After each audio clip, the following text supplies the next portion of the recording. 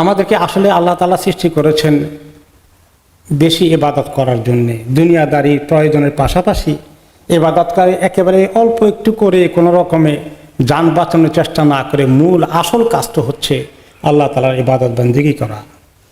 দুনিয়ার ডিউটিগুলো কোনো কোনো সময় ইবাদতের মধ্যে পড়ে, কোনো সন্দেহ নেই, কিন্তু এরপরেও একজন মুমিনকে আল্লাহ তাআলার ইবাদতে সময় দিতে হবে। কারণ এই ইবাদতের বিনিময়ে আল্লাহ তাআলা আমাদেরকে জান্নাতের নিয়ামত তৈরি করে রেখেছেন। ইবাদতের কমতি হয়ে গেলে আমরা সেটাকে মিস করে ফেলব, আর সেটা এত ক্ষতি আমাদের হয়ে যাবে। দুনিয়ার কিছু ক্ষতি হয়ে গেলে পোষানো যায়, বা এত বড় ক্ষতি না, জীবন তো সীমিত, একদিন শেষ হয়ে যাবে।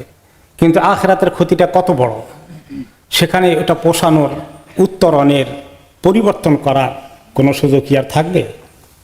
তা আমরা সারা বছরই আসলে কিছুটা গাফলতির মধ্যেই থাকি, যতক্ষণ ইবাদত করি বখিলের মতো, আর দুনিয়ার জন্যই বেশি করে সময়টা দেই। এটা আমাদের সবার ক্ষেত্রেই বেসরকম, কথাটা প্রযোজ্য। তো আর আমাদের সুযোগ কম হয়, বিভিন্ন ওজোর থাকে। সামারে লম্বা দিনে রাত্রে একেবারে ছোট, একটু ইবাদত করতে পারি না। নফল রোজা রাখতে গেলেও কষ্ট হয়ে যায়, অনেক লম্বা, অনেকেই পারি না।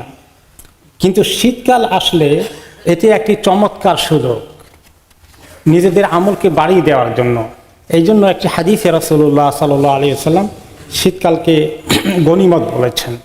তিনি বলেছেন শীতকাল হচ্ছে ঠান্ডা গনিমত। গনিমত মানে কি, যে অল্প কষ্টে অনেক কিছু পাওয়া যাবে।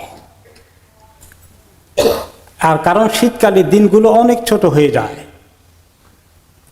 রোজা রাখতে, নফল রোজা রাখতে অনেক সুবিধা, কষ্ট অনেক কম হয়।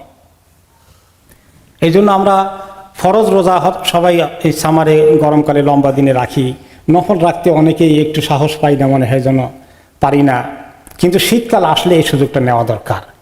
এই জন্য রাসূলুল্লাহ সাল্লাল্লাহু আলাইহি সাল্লামের এই হাদিসকে সাহাবায়ে কেরাম অনেক গুরুত্ব সহকারে শুনেছেন এবং আমল করেছেন।